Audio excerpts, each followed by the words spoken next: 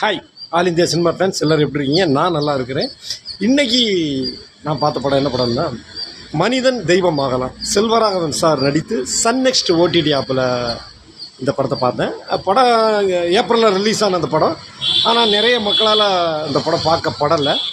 என்னென்னா கதைன்னு பார்த்தீங்கன்னா, செல்வராகவன் சார் தன்னோட மனைவி ஓட கிராமத்தில் ஒரு வாழ்ந்துக்கிட்டு இருக்கிறாரு.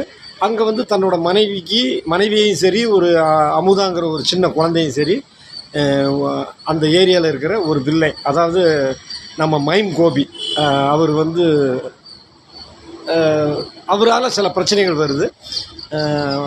இதனால் மனைவி தற்கொலை பண்ணிக்கிற அந்த அமுதாங்கிற குழந்தை இறந்துருது.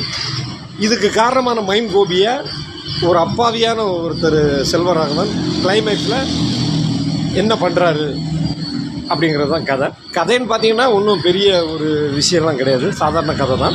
ஆனால் அந்த படத்தை ஒரு 2 மணி நேரம் தான் படம். வந்து பெருசாக ஆகா ஓகன்லாம் கிடையாது. வழக்கமாக செல்வராகவன் சார் படத்தில் வந்து வயலன்ஸ் அதிகமாக இருக்கும். அவர் நடித்த படமானாலும் சரி, அவர் டைரக்ஷன் பண்ண படமானாலும் சரி, வயலண்ட் அதிகமாக இருக்கும்.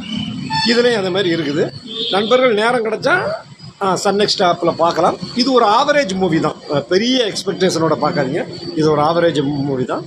நண்பர்கள் நேரம் கிடச்சா பாருங்கள். மீண்டும் இன்னொரு படத்தில் நான் சந்திக்கிறேன். அதுவரை உங்களிடமிருந்து விடைபெற்றுக் கொள்வது உங்கள் ஒல்லு சம பழனியப்பன் என்கின்ற சிறகடி காசை செல்வம். டாட்டா.